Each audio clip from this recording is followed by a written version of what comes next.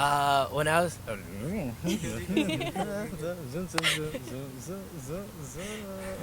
we put that on? No. Okay. Let's see. I'll always remember him for how loudly he loved people. Every single day, I can't think of a day where he didn't wake up and find some fulfillment in doing something for someone else, whether that meant fixing someone's car or giving them a phone call or just like visiting people. His life every single day was something like some sort of service to other people, and I think that's something that I want to learn from and something that everyone else can learn from as well.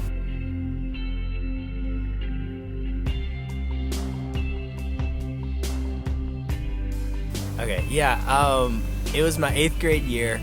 I was the only person on the entire high school track team because our middle school didn't have a team. So I'd always have to go to the high school after school. And we had our first track meet. I'd been practicing like all season long. And I was running the 400-meter dash.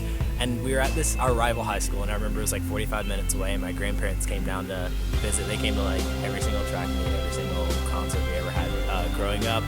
And I remember I found out my papa was coming, and I was so mad at my mom. I was like, tell him he can't come, because he was so loud and obnoxious, and he would do the thing where he like whistle and like cat call, and I hated it.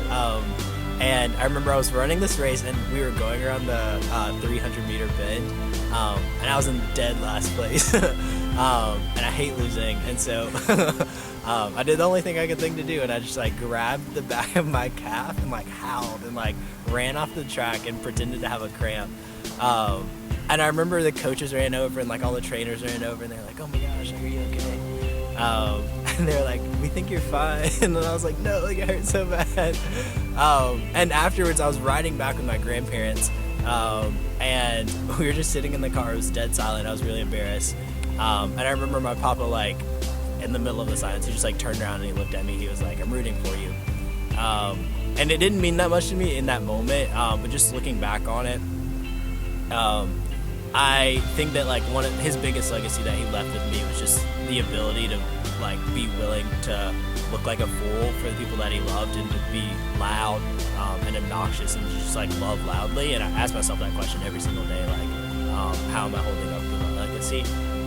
And to this day, like, I'll never know if he knew that I had faked that cramp like at that track meet. But I think that like the impact that he left on me is definitely pretty significant. So.